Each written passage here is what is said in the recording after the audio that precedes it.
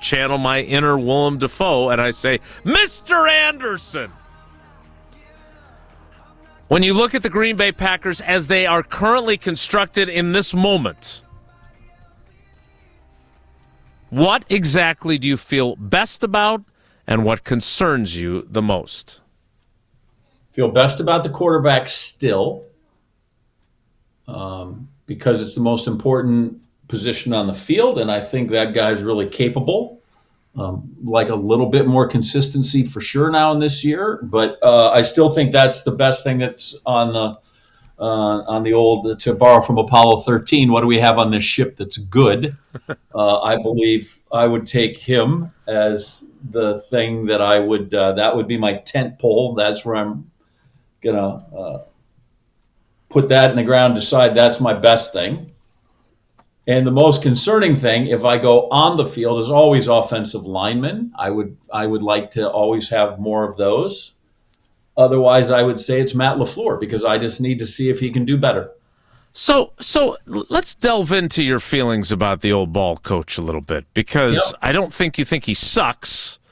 No. At the same time, I wouldn't say that you're if you can't be an athlete, be an athletic supporter, like the great line from Greece. Right. I wouldn't say you're a big supporter of his either. Is that fair? I have lost some of my confidence in Matt LaFleur. I think he's shown in many cases that he's been able to develop players. I think Jordan Love's development has been better under him, Malik Willis. So I think there's good coaching there. But he has not shown me that once we get off of the, I don't know what his laminated script is, 15 plays, 20 plays. But once we get off that, it's a crapshoot. In terms of what comes next, how, I don't know that he's, and I've heard Peyton Manning say this, in-game adjustments are bunk.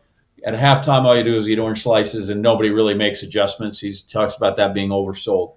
Mm-hmm. But other teams seem to, once we get off that script, they seem to struggle to me. Then in the biggest games, how you can't protect leads, how these, whether it's, and it's little things, whether it is the Bears debacle the last two games, whether it is just before halftime against the Tampa Bay Buccaneers on your own field, and you realize really the only thing they can do is probably throw it over your head. So you know what we should do? Not let them throw it over your head. And they throw it over your head.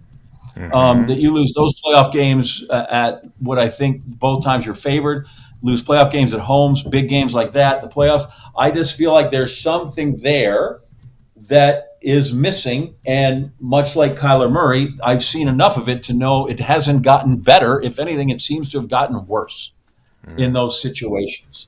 And so that's why I guess I just feel like at some point, right now I see Matt LaFleur like me betting on Sergio Garcia in the majors. I'm going to say no until he finally wins one. Then I go, boy, I'm wrong. Of course, my record is 140-1, but I'm wrong. So I would like to be wrong, but even at that, I'm going to be like, 12-3 if I'm wrong. And so that is I just see some game management things, the way things go, the lack of intensity, the fact they can't play two halves together. All those are more coaching than specific player development things, because he's clearly had some success there, But I watch how you make this brilliant game plan when you put in Malik Willis and you run it a billion times and they know you're going to run it against Indy, and yet you're effective to the tune of whatever it was, 180 yards in the first half. And then the next week you go to, I believe it was Nashville, and everybody's like, okay, here we go again. We're going to run it 50 times and throw it 10, and you come out slinging it, right? So he's shown that he can do a bunch of this stuff. I would like him to do it for the full game, for a full season. I'd really like to see him do it in January, And I think that's where my disconnect with him is. Or my lack of faith in some of that is.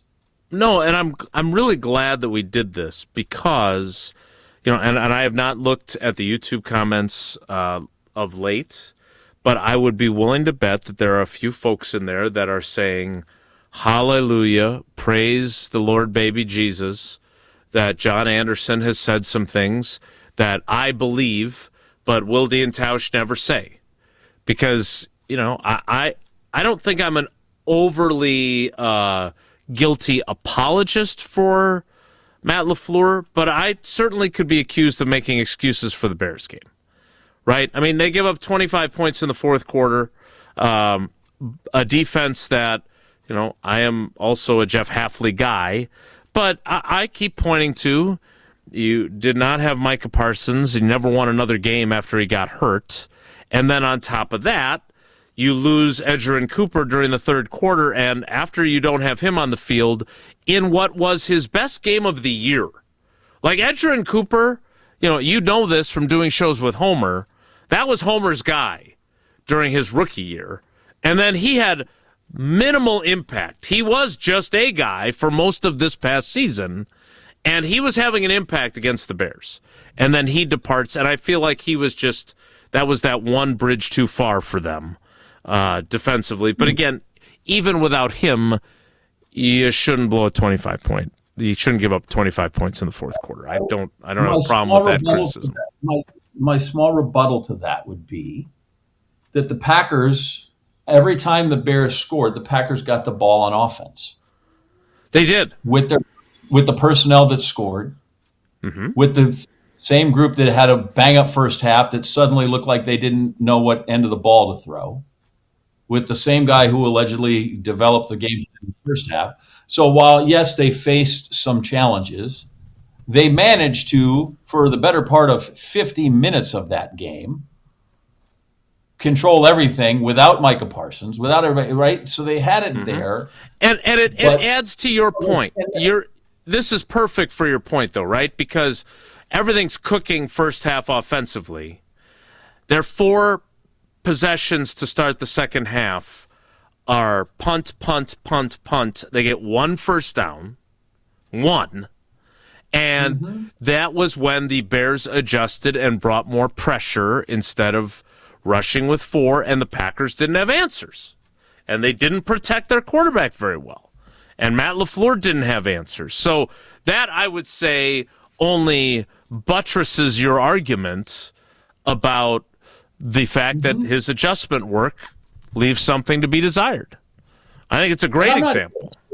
I'm not here to kill the guy. I get it. And no, I do think you are. I'm in a safer place to say, right? I either am in Columbia, Missouri, or I'm peeking out the window at the ocean here in South Carolina, right? And I don't have to go into that locker room every day, but I do think, which isn't to say that you and Tao sugarcoat things or all that other stuff, because you do have to go in and see him every day. But I just think those are valid criticisms of what's happened, and I think he realizes that. I think he's addressed some of those things, So I'm not here to burn a guy. And just, I get coaching's hard, and the other side's on scholarship too. And I don't know that the Bears guy, Johnson, who's the head coach? Ben Johnson. Ben Johnson is just, I don't know that he's the second coming of any great coach. He's nice. He's had some success. We'll see what happens, right? It's kind of like, I really like, our coach in Detroit, who's there. But now, that's the thing too. The Packers with the Lions with Dan Campbell. Here we are. We've had this ascension. Okay, but can you do it like this? The Packers? Think about it. The Packers have been 3 decades, right? Sure, they had an 8-8 year Ray Warrows. We get rid of that. Then you had a little dip with Sherman. We got rid of that. There's always been a small dip. But the last time, was it just before LaFleur came that they missed 2 years in a row, right? It's just. To go back to Harlan and Wolf, it's astonishing in this NFL with parity and all that other stuff, the run they've had. So while everybody's going to get excited, Ben Johnson did this in year 1, and Dan Campbell did this. Okay, cool. You know what? Talk to me in 2050 and see where we're at. I know that sounds dumb, but there's some truth to that, right? Literally. Okay, Bears, let's see what happens in 2050. Where are you? Or are you starting Henry Burris again at quarterback, and you don't know what the hell's going on? Right? So there's nothing to be said for all the success Matt LaFleur has. You just wonder, okay, are you the guy? Can you push that next step? And again, history is going to show when you've been there 6, 7, 8 years, that doesn't usually happen. But if it does, good. Now you be the trendsetter, and and you're on your way. But right now, I got to kind of see it. And apparently, I've got to see it, for a year or two or more, depending on the extension. Not that I think that's a deterrent to if they blow up, and that they can get out of that pretty easily. Yeah, I mean But they've had that back. is that's my thing. And when you do that, if that's in my critique is, then literally we're going to go through this whole regular season, great. But for him, there's literally, in my scenario, there's no upside in the regular season. You got to go to the playoffs. If you Right. don't, now you're really a disaster. But and that could be more of a one-off. But until you get to January, and here we are again, and hopefully our not 7-seeded Packers, understanding that's a tough road. You got to go on the road. You got to that's not the most ideal position to go ahead and try to win a game from. But that's where they've been 3 years running now. And so I think there's some issues because even when they were number 1 seeds, they weren't able to convert that on their home field. No. And all those things to me are troubling. To your point, the Packers always make the playoffs, right? Back-to-back playoff-less years were 99-2000, 05-06, and then 17-18. And look, they don't miss the playoffs in 17 if Rodgers doesn't break his collarbone. I mean, they make the playoffs that year. They missed it in 18 with the dysfunction, and it was time for Aaron Rodgers and Mike McCarthy to go their separate ways. But yeah, playoffs are certainly But they're not back, baby. sufficient. Now that's better than Homer and Anderson. When those two get together, now I'm watching. Yeah, we'll see. Now I'm going to watch. I'm eager to see. I am all in on that as well. All right.